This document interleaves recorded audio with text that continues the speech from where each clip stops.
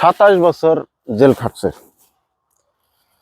তারপরেও নোবেল পুরস্কার পাইছে ভারতবর্ষের থেকে, ভারতরত্ন। 27 বছর জেল খাটার পরেও একটা দেশের রাষ্ট্রপতি, মানুষটাকে জানেন? নেলসন ম্যান্ডেলা, সাউথ আফ্রিকার। ওনার যুদ্ধ ছিল বর্ণবাদ, কালা দলা নিয়া। অবশেষে 27 বছর জেল খাটার পরেও কিন্তু উনি জিতছে। সেই মানুষটা কইছে যে বেশি কথায় মুখ নষ্ট। এক শ্রেণীর মানুষ আছে, দেখবেন আপনি কোনো কথাই কবে দেব না, যা কথা কব সব উনি কব, আর আপনার কথা শোনার ধৈর্য ওনারও নেই। খালি উনি যে কব সেটা আপনার মনোযোগ দিয়ে শোনা লাগবো। আর এক শ্রেণীর মহিলা আছে, কথা তো মাটিতে পড়বার দিব না, একদম খাবলা দিয়ে ধরে হালা দেব। তো ওই ওই ওই নেলসন ম্যান্ডেলাই কইছে যে বেশি কথায় মুখ নষ্ট। কিছু মানুষের স্বভাব আছে এই ধরনের, বেশি কথা বলা। আরে ভাই, আরেকজনটাও একটু শোনো না, খালি তুমি একলাই বলবা আর আমি শুনেই থাকবো, আমাকে একটু বলতে দাও।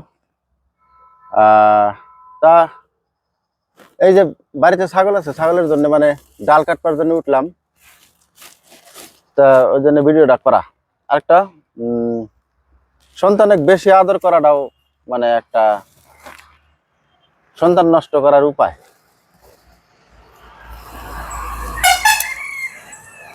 ছেলে সন্তানকে আমরা একদম বেশি বেশি করে আদর করি, আদর করে তুই সে একদম চুমা টুমা খায়া কোলে নিয়ে উলে বাবা একদম হুলস্থুল করে দেই।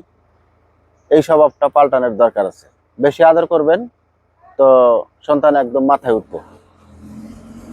আদর করার ফলে কোনোদিনই মানে বেশি অংশ মানুষ হওয়ার চেষ্টা করবে না। এটা আমার কথা না কিন্তু, এই যে ওই যে সাউথ আফ্রিকার কৃষ্ণাঙ্গ লোকটা নেলসন ম্যান্ডেলা, যিনি 27 বছর বর্ণবাদের যুদ্ধে জেল খাটছেন, সেই ব্যক্তিটার মহৎ বাক্য যে বেশি কথায় মুখ নষ্ট, বেশি লোভে মানে পাপ, তারপরে আপনার বেশি আদরে সন্তান নষ্ট। বেশি বকবক করি না। এখন এই যে ছাগলের জন্য ডাল কাটবো, তা ডাল কাটলে আবার কষ পড়বো না? কষ পড়বো।